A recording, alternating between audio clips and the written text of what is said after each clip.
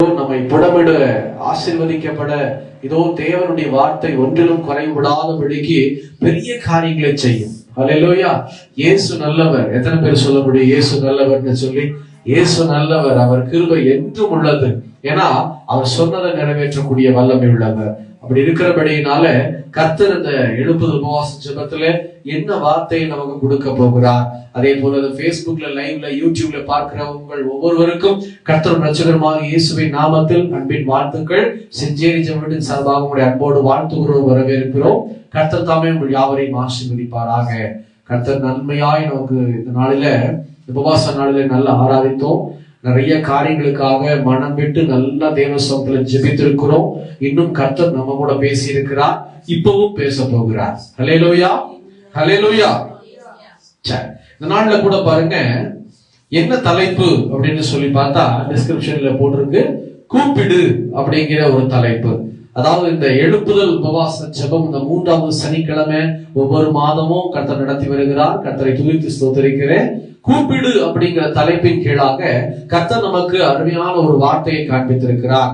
எடுத்துவங்க வாசிக்கலாம். எரேமியாவின் புஸ்தகத்தை திருப்பிக் கொள்ளலாம். 33ஆம் அதிகாரம் 3ஆம் வசனம். எரேமியாவின் புஸ்தகத்தில் 33ஆம் அதிகாரம் 3வது வசனத்தை வாசிக்க கேட்கலாம்.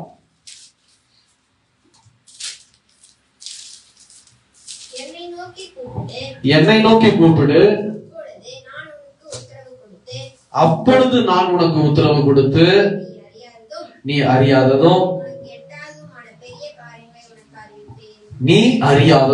உனக்கு எட்டாததுமான பெரிய காரியங்களை உனக்கு அறிவிப்பேன். ஹல்லேலூயா, ஹல்லேலூயா, ஹல்லேலூயா. இயேசு கூட பேசி கொண்டிருக்கிறார். என்ன தெரியுமா? என் மகனே, என் மகளே, நீ கூப்பிடு. இன்னைக்கு நம்ம கூப்பிடுறதுதாங்க என்ன செஞ்சிடறோம்? தாமதப்படுத்திடுறோம். கூப்பிடதான் நம்ம ரொம்ப தாமதமா ஆண்டவரை நோக்கி கூப்பிட்டுறோம். இல்லைன்னா கூப்பிடவே மாட்டேன்றோம். நல்லா தெரிஞ்சுக்கிடுங்க. ஆண்டவர் சொல்றாரு, ஆபத்து காலத்துல என்னை நோக்கி கூப்பிடு, நான் உன்னை விடுவிப்பேன், நீ என்னை மயப்படுத்துவாய். உங்களுக்கு ஆபத்துன்ற ஒரு சூழ்நிலை வரும்போது, எனக்கு யாருமே இல்லையேங்கிற சூழ்நிலை வரும்போது டக்குன்னு ஒன்னே உங்களுக்கு ஞாபகம் வரணும், என்னை உருவாக்கின ஒருத்தர் இருக்கிறாரு, நீ அழைத்தவர் பரிசுத்தம் பண்ண ஒருத்தர் இருக்கிறாரு, அப்பா இருக்கிறாரு, ஏசப்பான்னு சொல்லி ஒரு வார்த்தை நீங்க கூப்பிட்டீங்கன்னா அவர் என்ன தெரியுமா செய்வாரு? அவர் உங்களை விடுதலை செய்வார். அவர் உங்களை விடுதலை செய்வார். நீங்க சாட்சியா இருப்பீங்க. அதுதான் ஆண்டவர் சொல்றாரு, நீ கூப்பிடு, என்னை நோக்கி கூப்பிடு. வசனம் சொல்லுகிறது, நீ என்னை நோக்கி கூப்பிடு, நான் உனக்கு உத்தரவு கொடுத்து. உத்தரவு. இன்னைக்கு நிறைய பேர் இந்த உத்தரவு இல்லாதபடிக்கு குடும்பத்தை நடத்தி கொண்டு இருக்கிறாங்க, சபை நடத்தி கொண்டு இருக்கிறாங்க, பிசினஸ் நடத்தி கொண்டு இருக்கிறாங்க. தெரியுமா எதற்காக இந்த மாதிரி ஆண்டவரை கூப்பிட வேண்டும்? எதற்காக இயேசு கிறிஸ்துவை நாம் இப்படியெல்லாம் கூப்பிட வேண்டும் அப்படின்னு சொல்லி பார்த்தா, உத்தரவு பெற்றுக் கொள்ளணும். தேவ உத்தரவு என்ன தெரியுமா செய்யும்? அது உங்களை பாதுகாக்கும். எத்தனை விரோதிகள் உங்க பிசினஸுக்கு விரோதமா எழுப்பினாலும், சபைக்கு விரோதமா எழுப்பினாலும், இல்ல உங்க குடும்பத்துக்கு விரோதமா பில்லி சூனியம் வச்சாலும் என்ன தெரியுமா நடக்கும்? நீங்க உத்தரவாதம் ஆண்டுட்டு வாங்கிட்டீங்கன்னா அவர் உங்களை பாதுகாப்பார். ஹல்லேலூயா, ஹல்லேலூயா. அதுதான் ஆண்டவர் சொல்றாரு. ஒரு பொருள் வாங்குறீங்க, ஒரு இடம் வாங்குறீங்க, ஒரு பிசினஸ் துவங்குறீங்க, இல்ல ஒரு வேலைக்கு போறீங்க, இல்ல எந்த நல்லதோ கெட்டதோ ஆண்டவர் சமூகத்தில் உபவாசம் பண்ணி, ஆண்டவரே நீ சொல்லும் ஆண்டவரேன்னு கேட்கிற பழக்கம் இருக்க வேண்டும். நான் ஒரு குடும்பத்தை சந்தித்தேன். அந்த குடும்பத்துல என்ன சொல்லுவாங்க அப்படின்னா,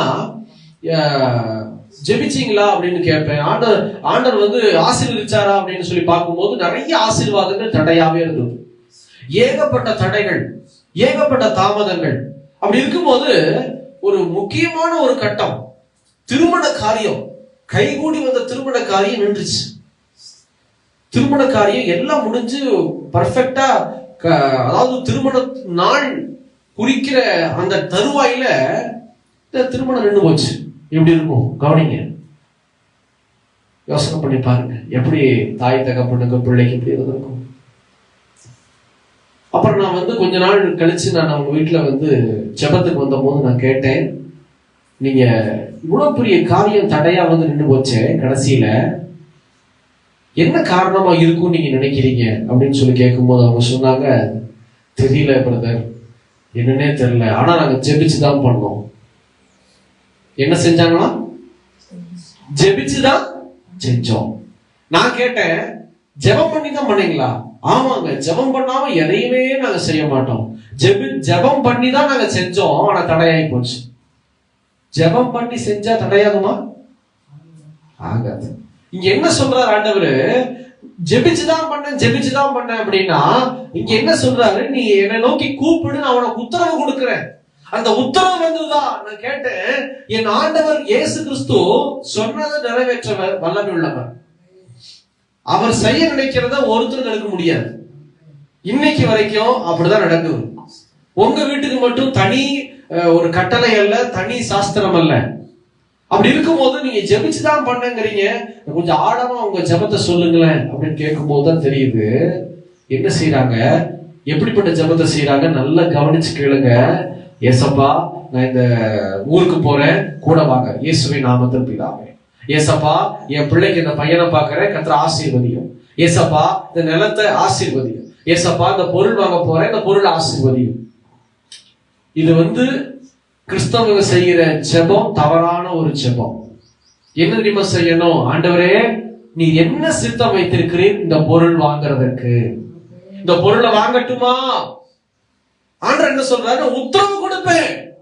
இன்னைக்கு நிறைய கிறிஸ்தவங்க உத்தரவுக்காக காத்திருக்க முடியல. ஆண்டவரே அப்படின்னு சொல்லி உடனடியா பிசினஸ், ஆண்டவரே இந்த பிசினஸ் துவங்க போறேன், ஆசீர்வதி. பர்மிஷன் கேட்கல. இப்ப ஒண்ணும் இல்லைங்க, உங்க வீட்டுக்கு நான் வரேன்னு வச்சுக்கோங்க, பர்மிஷன் எல்லாம் உங்க வீட்டுக்குள்ள நுழைய முடியுமா? எனக்கு தெரியறதுனால ஓகேன்னு சொல்லிடுவீங்க. தெரியாத மனுஷன் உங்ககிட்ட உத்தரவு வாங்க உள்ள நுழைஞ்சா விட்டுருவீங்களா? யார் நீ வாட்டுக்குள்ள வர? அந்த மாதிரி ஏசப்பாவும் இன்னைக்கு என்னதான் கிறிஸ்தவர்களா இருந்தாலும், எப்பேற்பட்ட பிரியமுள்ள ஒரு மகளாய் இருந்தாலும், ஆண்டவர் சொல்றாரு, நீ என்னை நோக்கி கூப்பிடு, என்கிட்ட கேளு. எத்தனை வசனம் சொல்லுகிறது? கேளுங்கள் அப்பொழுது உங்களுக்கு கொடுக்கப்படும் ஆண்டவர் சொல்றாரு. கேட்டு பாரு, உன்னுடைய ஆசை நிறைவேறத்தக்கதாய், உன்னுடைய பிரியம் நிறைவேறத்தக்கதாய், மன விருப்பத்தின்படி நான் கொடுப்பேன். ஆனா நம்ம கேட்கறது வித்தியாசமா இருக்குது. ஆண்டவரே, இந்த என் பிள்ளைக்கு திருமணம் பார்த்துட்டேன், என் பையனுக்கு ஒரு பிள்ளையை பார்த்துட்டேன், கர்த்தர் ஆசீர்வதியும். இது ஜெபம் அல்ல. என் பையனுக்கு ஒரு பிள்ளை பார்த்திருக்கிறேன், இந்த பிள்ளை உமக்கு சித்தமா? இதுதான் ஜெபம். இதுதான் ஜெபம். ஆண்டவரே, இந்த ஒரு பொருளை பார்த்தேன், ஒரு காரை பார்த்தேன், ஒரு பைக்கை பார்த்தேன், ஒரு 4 சென்ட் இடம் பார்த்திருக்கிறேன். ஏசப்பா, இந்த 4 சென்ட் வாங்குறதுக்கு உமக்கு சித்தமா? இந்த காரை வாங்குறது உமக்கு சித்தமா? இந்த பைக் வாங்குறது உமக்கு சித்தமா? இந்த கேள்வியை நீங்க வச்சு பொறுமையா காத்திருந்து செஞ்சீங்கன்னா ஆண்டவர் என்ன செய்வாரு? உங்களை கடன்ல மாட்ட விட மாட்டாரு. அல்லேலூயா. அவருக்கு வசனம் சொல்லுது, ஒரு நாளை 1000 வருஷமாய் பார்க்கிற இந்த இயேசு உங்க மத்தியில் இருக்கிறாரு. நீங்க கடனாளியாய் மாட்டிக்கொள்ள மாட்டீங்க. இன்னைக்கு நிறைய பேர் கடன்ல மாட்டி தவிக்கிறாங்க. கேட்டா ஜெபம் பண்ணி பண்ணு. உத்தரவு வாங்கி பண்ணீங்களா? உத்தரவு வாங்குனீங்களா? புரியுதுங்களா உங்களுக்கு? ஜெபிச்சு பண்றதுக்கும் உத்தரவு வாங்கி பண்றதுக்கும் வித்தியாசம் நான் சொல்றது உங்களுக்கு புரியுதா? உத்தரவு வாங்குங்க, டைம் செஞ்சு உத்தரவு வாங்குங்க. ஏசப்பா கல்லோ மண்ணோ இல்ல, பேசுவாரு. அவர் கூட பேசுவார். எங்கூட பேசுறவர் ரொம்ப கூட பேச மாட்டாரா? கண்டிப்பா ஏசப்பா பேசுவாரு. அப்போ சின்ன காரியமோ பெரிய காரியமோ, தயவு செய்து நீ வரக்கூடிய நாட்கள்ல உத்தரவு வாங்கிங்க. உத்தரவு வாங்கிட்டீங்கன்னா என்ன நடக்கும்? ஆண்டவர் நீங்க ஃபார் எக்ஸாம்பிள் நான் சொல்றேன், ஒரு 4 சென்ட் நிலம், 5 சென்ட் நிலத்துக்கு நீங்க ஆசைப்பட்டு ஜெபம் பண்றீங்க, கையில காசு இருக்குது, நகையெல்லாம் இருக்குது. அப்போ ஒரு 5 சென்ட் நிலம் வாங்குறதுக்கு ஜெபம் பண்ணி, ஆண்டவரே நான் வாங்கட்டுமா? 5 சென்ட் நிலம் எனக்கு தேடி வந்திருக்குது, இந்த 5 சென்ட்டை நான் வாங்கட்டுமா? நீங்க பேசுங்க ஆண்டவரேன்னு சொல்லி காத்திருக்கும் போது ஒரு 2-3 நாள் கழிச்சு ஆண்டவர் பேசுறாரு, நீ வாங்கு, நான் உன்னை ஆசீர்வதிப்பேன்னு சொல்லி. அப்போ அந்த நிலத்தை நீங்க வாங்கிட்டீங்கன்னு வச்சுக்கோங்க, அதுக்கு விரோதமா எழும்புகிற ஆயுதத்தை யார் பாப்பா? ஆண்டவர் பாப்பார். இதுதான் வித்தியாசம். நம்மளா வாங்கி ஒரு நிலத்தை பண்படுத்தும் போது பிரச்சனை வந்ததுன்னா நம்ம தான் பார்க்கணும். ஆண்டவர் விட்டவே நிக்க முடியும். அதுக்கப்புறம் போய் ஆண்டவரே நான் 4 சென்ட் நிலத்தை ஜெபம் பண்ணி தானே வாங்கினேன். ஆண்டவர் கேட்பாரு, ஜெபம் பண்ண என்கிட்ட கேட்டையா? வாங்கவா வேண்டாமான்னு என்கிட்ட உத்தரவு கேட்டையான்னு கேட்பாரு ஆண்டவர். அந்த உத்தரவை நீங்க கேட்கல அப்படின்னா கர்த்தரால யுத்தம் பண்ண முடியாது. இன்னைக்கு நிறைய கிறிஸ்தவங்க வெறும் வாக்குத்தத்தம் வச்சிட்டு இருக்காங்க.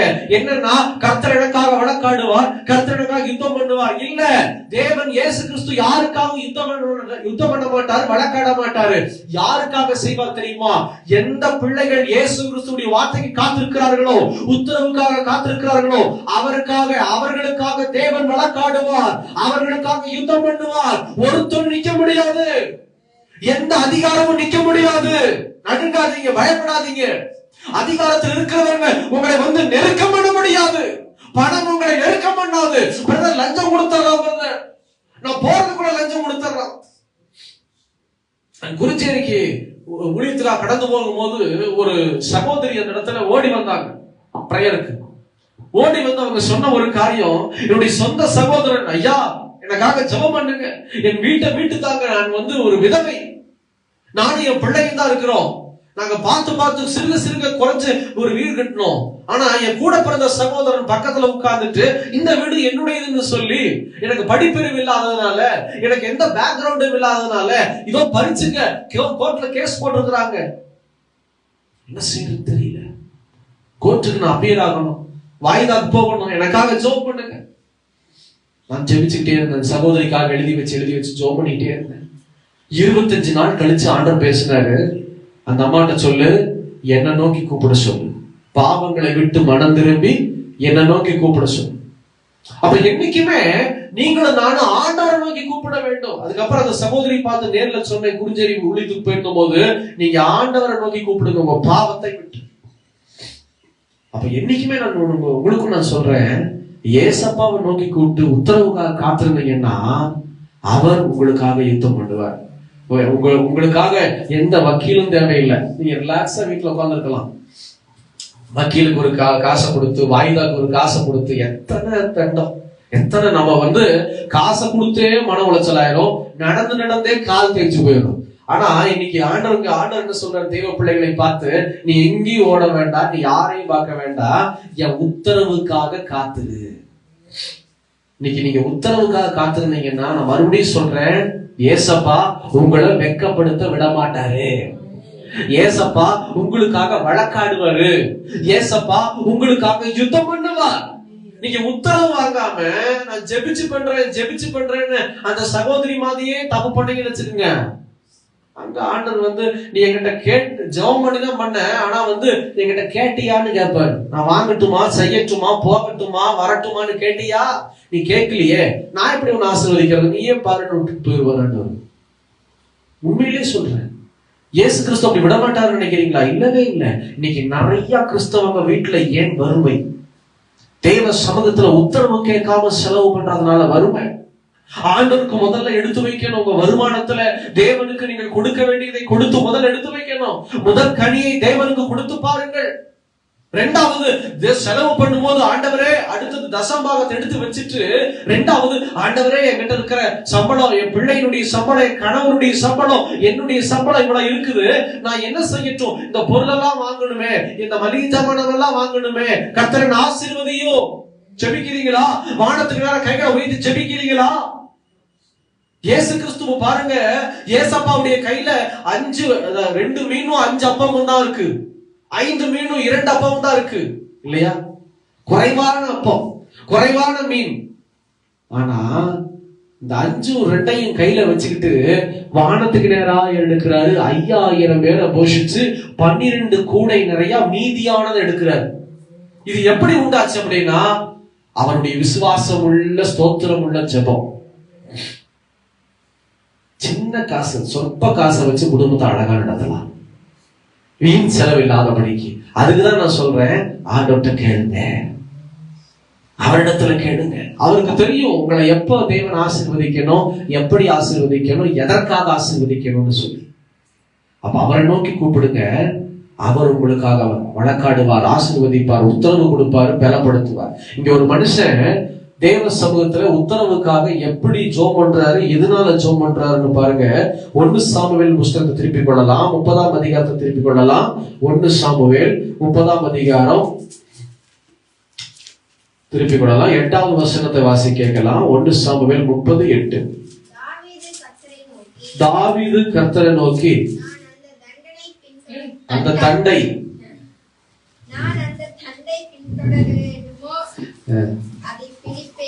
என்று கேட்டான்.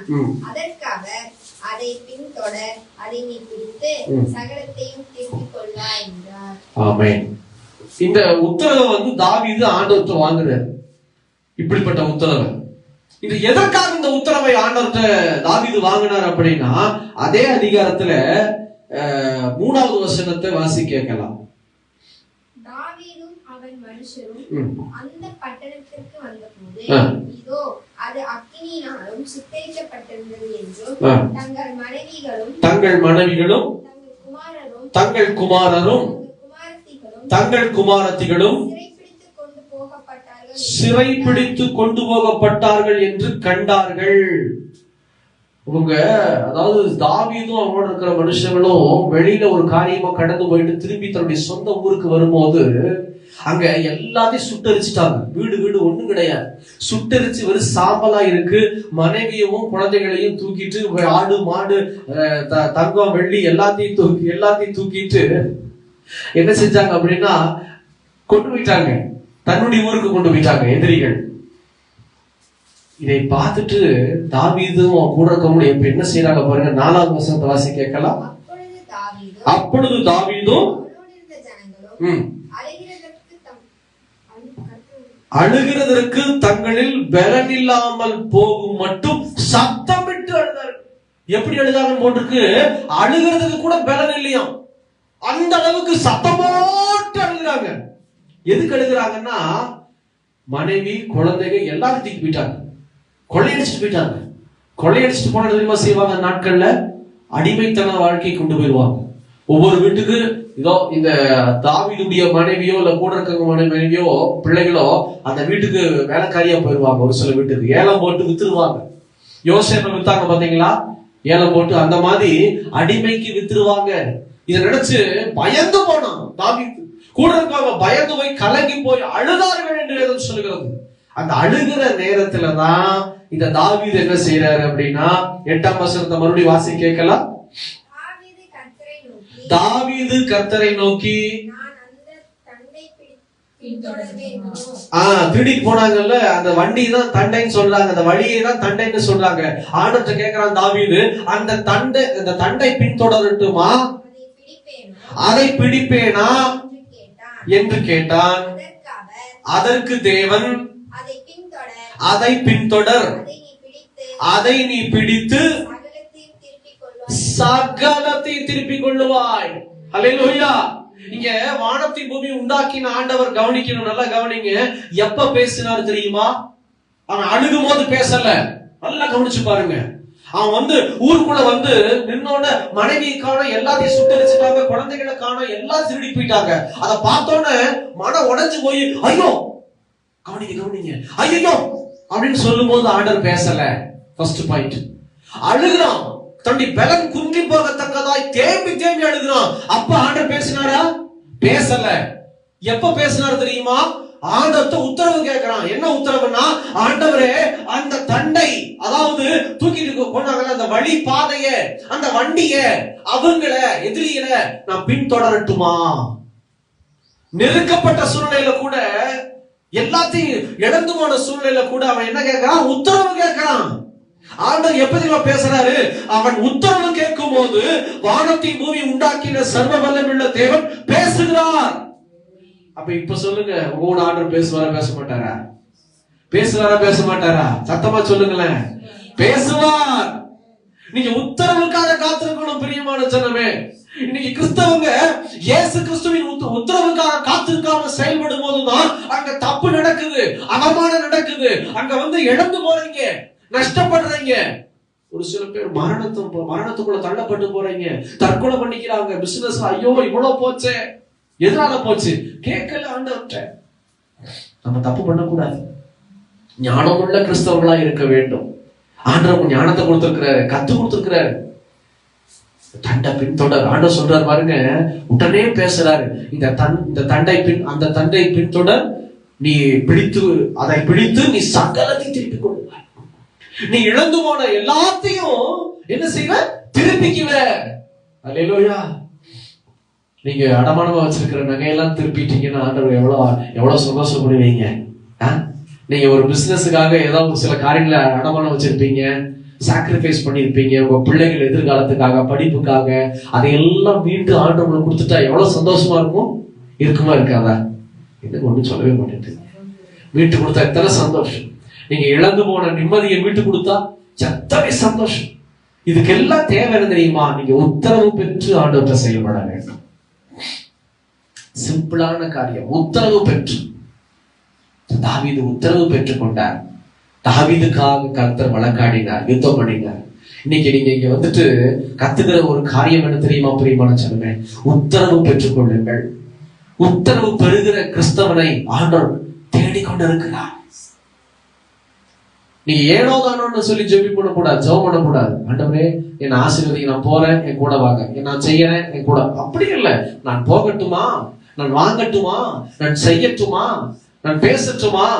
உத்தரவுக்காக காத்திருங்க. அவருக்காக காத்திருக்கும் போது நமக்கு நன்மைதான் உண்டாகுமே தவிர தீமை உண்டாக. பிரதர் நான் ஜெபம் பண்ண பிரதர், 10 நாள் ஆச்சு, ஆண்டவர் பேசவே இல்லை, அந்த நிலம் கைவிட்டு போயிடும் பிரதர். யாரோ ஒருத்தர் வாங்க வந்துட்டாங்கன்னா புரோக்கர் என்ன சொல்லுவாங்க தெரியுமா? ஏஜென்ட் என்ன தெரியுமா சொல்லுவாங்க? சிஸ்டர் அந்த நிலம் நீங்க வாங்கலைன்னா 2 பேர் கேட்டுட்டு இருக்காங்க. அவங்க வேலையே அந்த பேசுற வேலை தான். ஹல்லேலூயா. 2 பேர் கேட்டுக்கிட்டு இருக்காங்க சிஸ்டர். அதனால நீங்க என்ன செய்யுங்க, அதை வந்து டோக்கன் பண்ணிருங்க, டோக்கன் அட்வான்ஸ் பண்ணிருங்க. புஷ் பண்ணுவாங்க. 2 பேர் கேட்கறாங்க, 3 பேர் கேட்கறாங்க. நீங்க சொல்லுங்க ஒண்ணு வாய் திறந்து நல்லா கவனிங்க, என்ன கவனிங்க தயவு செஞ்சு. என்ன சொல்லுங்க, எனக்குன்னு ஆண்டவர் எங்க ஏசப்பா வச்சிருந்தாருன்னா அதை ஒருவராலும் வாங்க முடியாது. ஏசப்பா எனக்குன்னு இருக்கிறது எனக்கு தான் கொடுப்பாரு. சொல்லி பாருங்க, கர்த்தர் உங்களுக்குரியதை யாருக்கும் கொடுக்க மாட்டாரு, உங்களுக்கு தான் கொடுப்பாரு. அது நிலமா இருக்கலாம், இல்ல ஒருவேளை காரா இருக்கலாம், பைக்கா இருக்கலாம், நிம்மதியா இருக்கலாம், சந்தோஷமா இருக்கலாம், பலனா இருக்கலாம், எதா இருந்தாலும் சரி, என் இயேசு உங்களுக்காக வைத்திருக்கிறதை வேற ஒருத்தருக்கு கொடுக்க மாட்டாரு. ஹல்லேலூயா, ஹல்லேலூயா. இன்னைக்கு இங்க லதா சிஸ்டர் 2 பேர் இருக்கிறாங்க இல்லையா? எந்த லதா சிஸ்டருக்கு ஆர்டர் எதை வச்சிருக்கிறாரோ அதை அவர்களுக்கு தகுந்த வேலையில அவர் கொடுத்தே ஆவாரு. இந்த லதா அந்த லதாக்கு கொடுத்தா பரவாயில்ல, அப்படி இல்ல. எத்தனை லதாக்கள் இருந்தாலும் என் இயேசு முன் குறித்த லதாவுக்கு கர்த்தர் கொடுத்தே ஆவார். தயவு செய்து யாரும் உங்களை பிரஷர் பண்ணாலும் நீங்க பயந்துடாதீங்க. ஐயோ போயிருமா, என் கையை விட்டு போயிருமா, நல்ல வரன் போயிருமா. இல்ல, எத்தனை வரன்கள் வந்தாலும் என் இயேசு முன் குறித்த வரம் உங்களை விட்டு கடந்து போகாது. ஐயோ என் வரன், என் பிள்ளைக்கு வரன் போயிருமா, நான் வந்து லேட் பண்ணிட்டு இருக்கிறாங்களே எங்க குடும்பத்துல, லேட்டா இருக்குத. இல்லப்பா இந்த லேட்டு கிட்ட எல்லாம் வேண்டாம், ரிலாக்ஸா உட்காருங்க. உங்களுக்கு உங்க பிள்ளைக்குரிய வரன் இந்த பையன்தான், இந்த பிள்ளை தான் அப்படின்னு சொல்லி என் ஆண்டவர் முன்குறித்திருந்தா அவரை நம்பிக்கொண்டிருக்கிற உங்களை ஒருபோது அசட்ட பண்ண விட மாட்டாரு. இதோ உங்களுக்காக அவர் யுத்தம் பண்ணுவாரு. உங்க பிள்ளைகளை அரவணைச்சு பாதுகாத்துக் கொள்ளுவாரு. ஒரு தீங்கு உங்களை துக்கப்படுத்த விட மாட்டார்.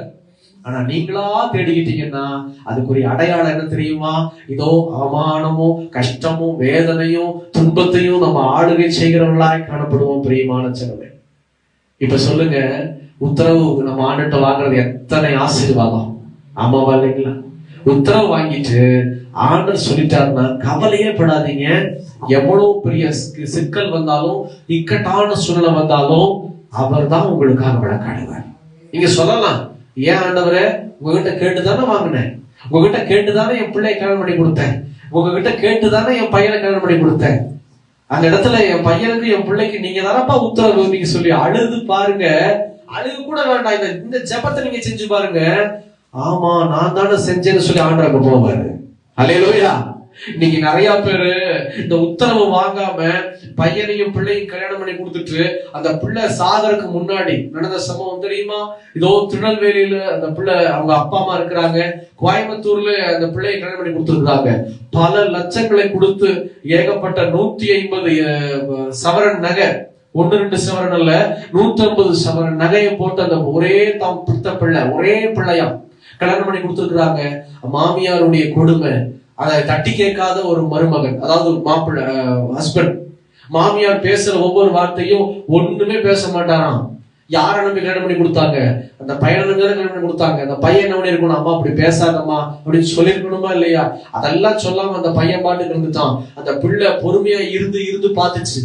முடியாத கட்டத்துல அந்த பிள்ளை என்ன பண்ணிடுச்சு, டைரக்டா ஒரு வாய்ஸ் மெசேஜ் அவங்க அப்பாவுக்கு அல்ல அம்மாவுக்கு அந்த வாய்ஸ் மெசேஜ் அனுப்பிச்சு விட்டுட்டு, அம்மா இந்த வாய்ஸ் மெசேஜ் நீ கேட்கும் போது நான் இருக்க மாட்டேம்மா,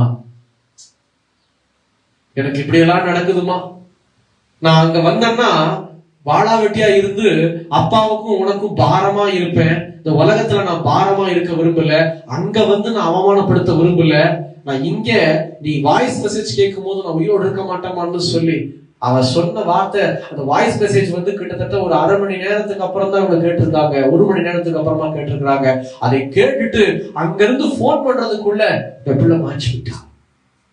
பல லட்சங்களை கோடிகளை கொடுத்து இறைச்சி கல்யாணம் பண்ணி கொடுத்தாங்க. ஆனா பாத்தீங்களா என்ன நடந்துச்சு?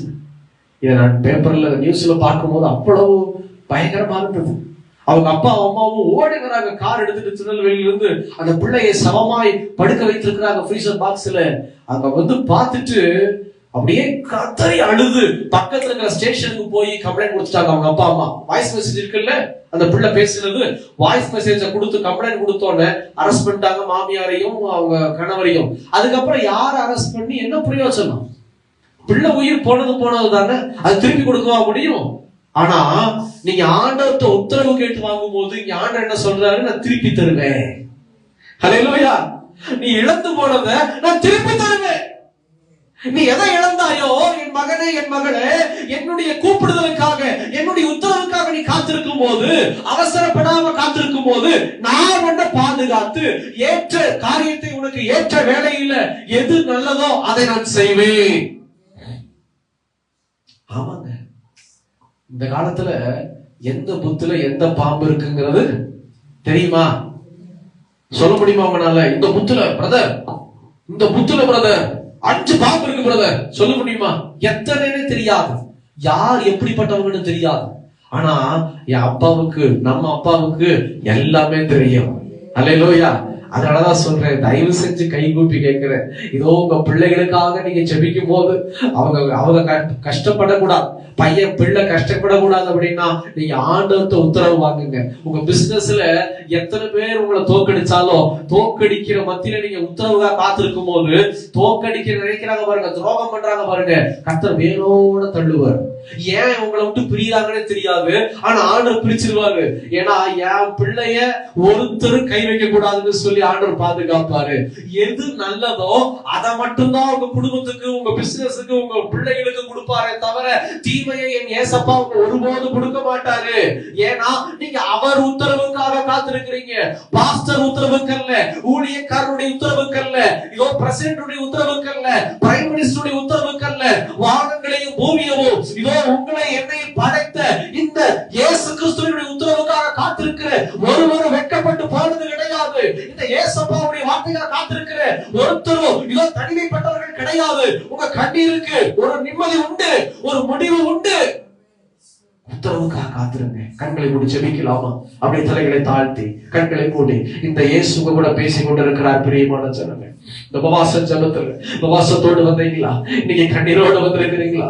ஆண்டவரே, என் கணவருக்காக உபவாசம் பண்ணி இருக்கிறேன், என் பிள்ளைக்காக உபவாசம் பண்ணி இருக்கிறேன், என் பையனுக்காக உபவாசத்தோடு வந்திருக்கிறேன், என் ஊருக்காக உபவாசம் பண்ணி வந்திருக்கிறேன், நீங்க எனக்கு கொடுத்த பிசினஸுக்காக உபவாசம் பண்ணி ஜெபம் பண்ண வந்திருக்கிறேன்ப்பா. இதோ நீங்க எனக்கு கொடுத்த வேலைக்காக உபவாசம் பண்ண வந்திருக்கிறேன்ப்பா. என் குடும்பத்துல நிம்மதிக்காக உபவாசம் பண்ண வந்திருக்கிறேன். சந்தோஷமே இல்லை என் வீட்டுல, நிம்மதியே இல்லை என் வீட்டுல. நிக்கிறீங்களா? இந்த ஏசப்பா வந்து உங்களை பார்த்து சொல்றாரு, நீ சகலத்தை திருப்பிக் கொள்ளுவ என் மகனே, என் மகனை, நீ சகலத்தை திருப்பிக் கொள்ளுவ. ஆண்டவர்ட்ட உத்தரவு கேளுங்க, அவசரப்படாதீங்க. 2வது, உங்களை அவசரப்படுத்துறவங்களை நம்பி இறங்கிடாதீங்க. ஏசப்பா உங்களுக்குன்னு ஒண்ணு வச்சிருந்தாருன்னா அதை ஒருத்தனும் தட்டி பறிக்க முடியாது. வசனம் சொல்லுது, கர்த்தர் செய்ய நினைக்கிறத ஒருவரும் தடுக்க முடியாது. உங்க பிள்ளைக்கு இந்த பையன் தான், இந்த பையனுக்கு இந்த பிள்ளைதான் நியமனம் பண்ணிட்டாருன்னா தடங்கல் பண்ண ஒருவராலையும் முடியாது. உங்களுக்கு இந்த பிசினஸ் ஆசீர்வதிச்சு கொடுக்கறத ஆண்டவர் முடிவு பண்ணிட்டாருன்னா அதை தடுக்கிறது ஒருவராலையும் முடியாது. சேனைகளின் கர்த்தரால எல்லாம் செய்ய முடியும். நான் அனுபவிச்சிருக்கிறேன் என் வாழ்க்கையில. உங்களுக்கு முன்னாடி நான் நிக்கிறேன் சாட்சியா. கலங்காதீங்க, திகையாதீங்க. ஆண்டவரேன்னு சொல்லி நீங்க அப்பாட்டவும் கொடுங்க. கண்ணீரோடு விதைக்கிறவன் கம்பீரத்தோடு அறுப்பார் என்று வேதம் சொல்லுகிறது. இன்னைக்கு கம்பீரத்தோடு அறுக்கதான் ஆண்டவர் உங்களுக்கு உபவாசத்தோடு கொண்டு இருக்கிறாரு. இன்னைக்கு கொஞ்ச நேரத்துல உங்களுக்காக நான் ஜெபிக்க போகிறேன். ஆனா அதுக்கு முன்னாடி ஆண்டோட வேதம் சொல்லுது இப்படியா, நீ என்னை நோக்கி கூப்பிடு. பாஸ்டரை நோக்கி இல்ல, ஊழியக்காரனை அல்ல, நீ என்னை நோக்கி கூப்பிடு. ஆபத்து காலத்தில் நீ என்னை நோக்கி கூப்பிடு, நான் உன்னை விடுவிப்பேன், நீ என்னை மையப்படுத்துவ. வேதம் சொல்லுகிறது, நீ என்னை நோக்கி கூப்பிடு, நான் உனக்கு உத்தரவு கொடுத்து உனக்கு அறியாததோ உனக்கு எட்டாததுமான பெரிய காரியங்களை செய்வேன்.